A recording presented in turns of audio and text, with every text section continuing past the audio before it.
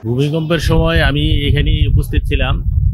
তো মনে হয়েছে যেমন আমি চেয়ার থেকে লাফ দিয়ে উঠেছি। তবে আমার লাইফে আমি এই ধরনের ভূমিকম্প কখনোই দেখি নাই, এই প্রথম। তো আল্লাহ আমাদেরকে রক্ষা করেছেন, আমরা দৌড়ে সবাই বাইরে চলে গেছি।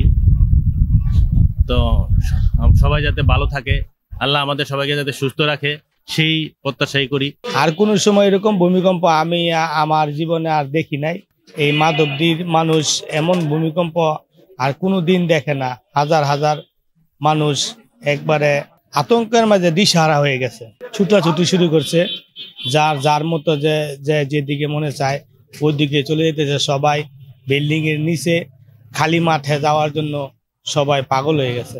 ভূমিকম্প আসলে আমি যখন সকালে নাস্তা করতেছিলাম তখন হঠাৎ করে এরকম ভূমিকম্প, মানে আমার লাইফে আমি এরকম এত বড় জাঁকুনি ভূমিকম্প আমি কোনো সময় অনুভব করতে পারিনি। বাংলাদেশের ইতিহাসে মনে হয় প্রথম এত বড় জাঁকুনি ভূমিকম্প। আমরা সবাই আতঙ্কিত এবং দৌড়াদৌড়ি করে সবাই নিচে দৌড়ে নিরাপদ জায়গায় চলে আসছি। আসলে আল্লাহর রহমত আছে, শুক্রবারের দিন যে বাংলাদেশের মানুষের জন্য এটা এখন রহমত। যত বড় চাকুনি দিয়েছিল হয়তো আর কয়েক সেকেন্ড থাকলে মনে হয় পুরো দেশের অনেক বড় ক্ষয়ক্ষতি হতে পারত। ভূমিকম্পের মুহূর্তে ভয়াবহ অবস্থা ছিল মাধবদী স্কুল সুপার মার্কেটে। আমরা ব্যবসায়ীরা খুবই আতঙ্কে ভয় পেয়ে গেছি ভূমিকম্পের এই মর্মান্তিক অবস্থায়।